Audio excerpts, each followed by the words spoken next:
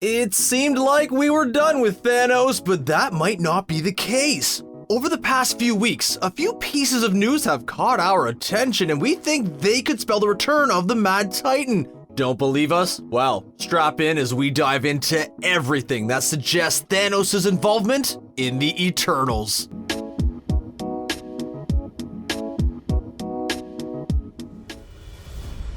So, who are the Eternals exactly? Well, the Eternals are a race of ancient characters created by Jack Kirby. Like the Inhumans, the Eternals are mostly humanoid but live much longer and each have special powers. The Eternals were created by the Celestials, an ancient group of giant super beings who performed experiments on living things across the galaxy. You may recall that the Celestials were mentioned in the Guardians of the Galaxy films, when Peter Quill's father, Ego, claimed to be a Celestial himself. I'm what's called a Celestial, sweetheart.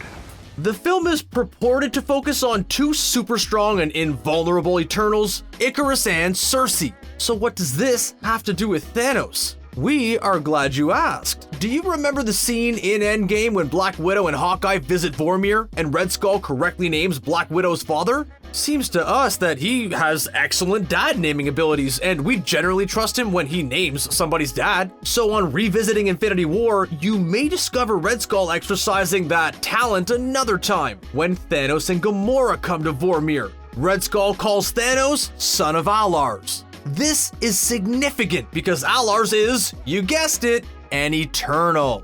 Well, he wasn't originally. It's kind of complicated. Okay, stay with us here. Alars was originally introduced as a character called Mentor.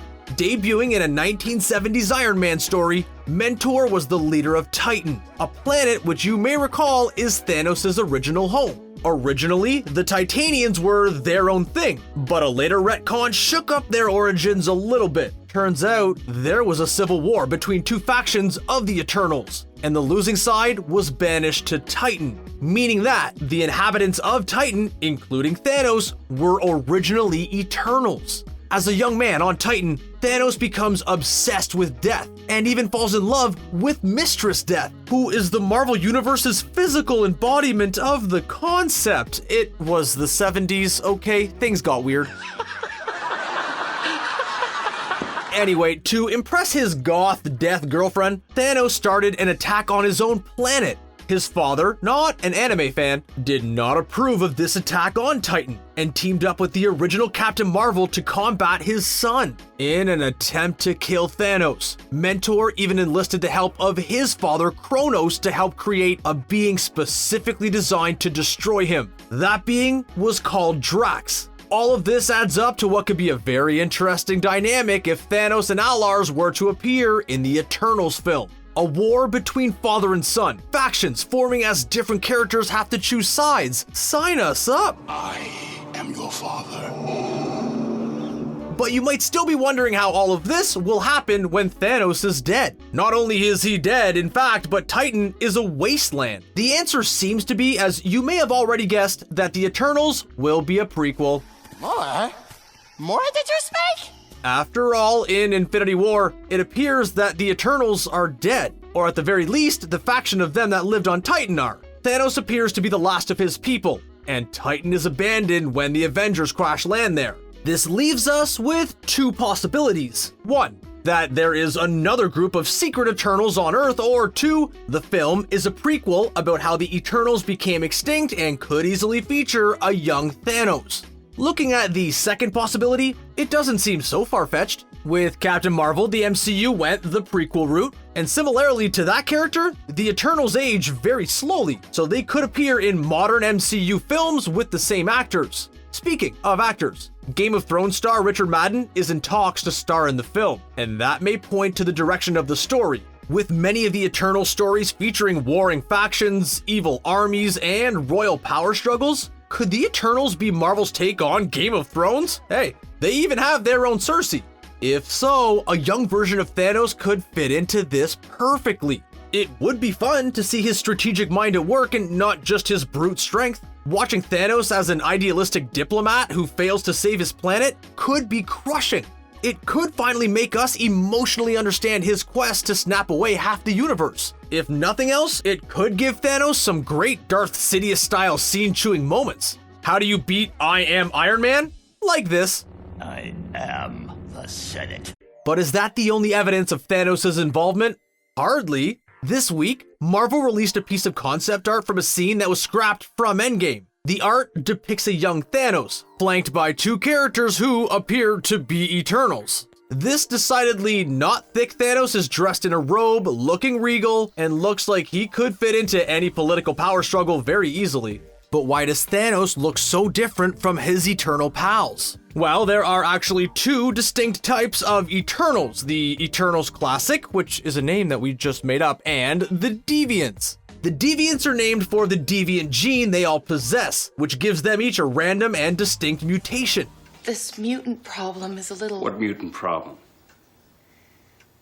complicated. Thanos was given purple skin and super strength, which frightened his family. In fact, Thanos' mutation causing an emotional rift between them is similar to Loki's backstory, which proved fertile, dramatic ground in the first Thor. Having a separate group of Eternals exiled just because of how they look could also do a lot to explain Thanos' behavior. If the Eternals treated the Deviants badly enough, it wouldn't surprise us if Thanos was the one who wiped them out. But even if Thanos is not the main character or main villain, he could be a compelling supporting character. If the heroes of the Eternals were attempting to save their people and didn't listen to Thanos' plan, then he could easily turn on them when theirs failed. Thanos could play a similar role to W'Kabi in Black Panther, a sympathetic character driven to extreme action by the mistakes of the heroes. And this isn't just wild speculation either. Marvel executive Victoria Alonso has stated that she is interested in Thanos' backstory, saying this in an interview, quote, "I think it's important to know how he became who he was," end quote. With the Marvel top brass interested in Thanos' backstory, it could only be a matter of time before we see some of his origin, and the Eternals would be a perfect vehicle for it. So, what do we know about the Eternals movie thus far?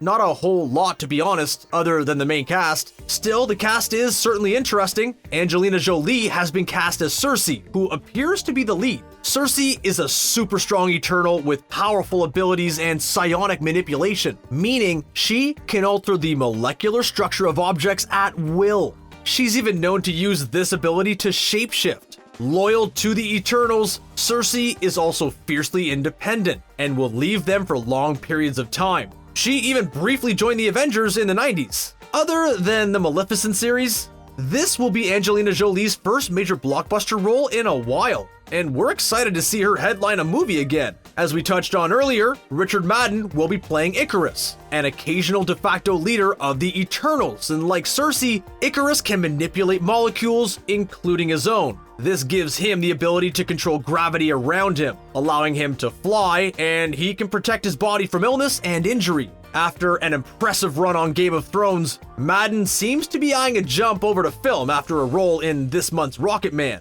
Rounding out the cast are several actors whose roles are yet unknown. First up is Kumail Nanjiani, a hilarious actor and comedian. Best known for Silicon Valley, Nanjiani was nominated for an Oscar last year for co-writing the film The Big Sick with his wife Emily. Nanjiani is super funny, but he's also a great dramatic actor, and we're excited to see him in a Marvel film, whatever his role ends up being. Next up is Dong-Seouk, who stole the show in 2016's Korean zombie film Train to Busan. If you saw that movie, you know he gave nothing less than a star-making performance. And finally, for the villain, Marvel is courting none other than Keanu Reeves.